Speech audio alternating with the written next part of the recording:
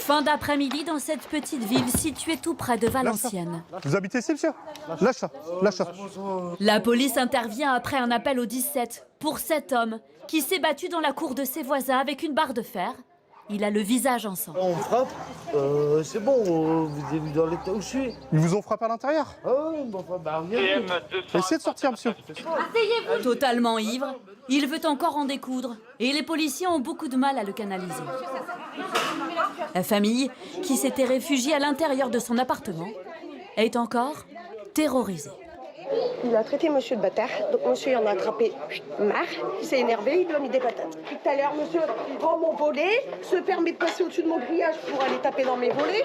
Quand c'est pas ça, il rentre dans le bloc, il tape à ma porte, donc moi je dépose plainte sur monsieur.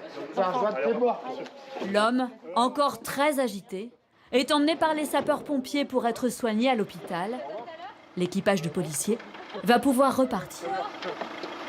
Chacun se réserve le droit de déposer plainte ultérieurement. C'est bien pris? C'est parfaitement reçu le service. Bravo. Les conflits de voisinage sont de plus en plus nombreux.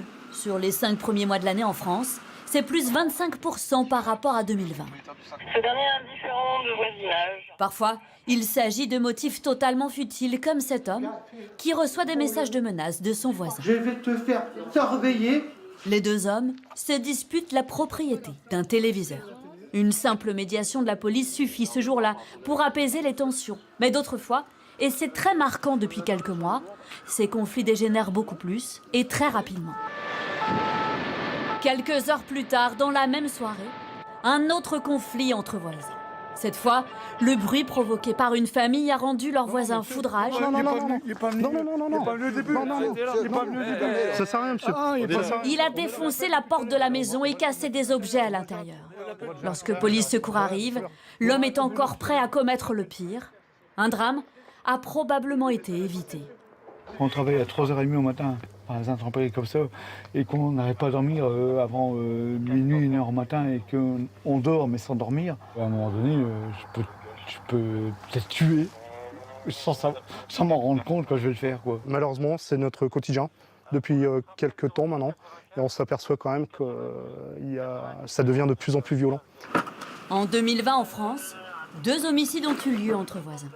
La police est de plus en plus sollicitée pour des violences chaque année plus importantes. Les gens ont de plus en plus de mal à régler d'abord le problème eux-mêmes et c'est certainement lié à une difficulté de plus en plus prégnante de ne plus savoir dialoguer ensemble. C'est-à-dire que tout de suite, ça se crispe. C'est de plus en plus souvent qu'on a affaire à des armes blanches, des barres, voilà, un peu aussi ce qui passe sous la main des gens en première intention.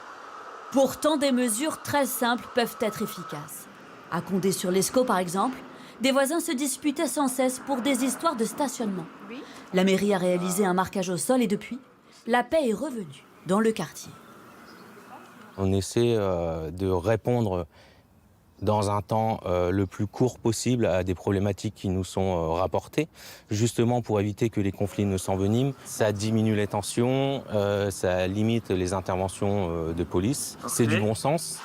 Réagir vite pour éviter le pire, comme ici à Maubeuge. Il y a quelques semaines, une bagarre avait éclaté entre voisins pour de la musique trop forte. Les 3 auteurs des violences ont été condamnés au bout de quelques semaines seulement, car la justice fait passer ce type d'affaires en priorité.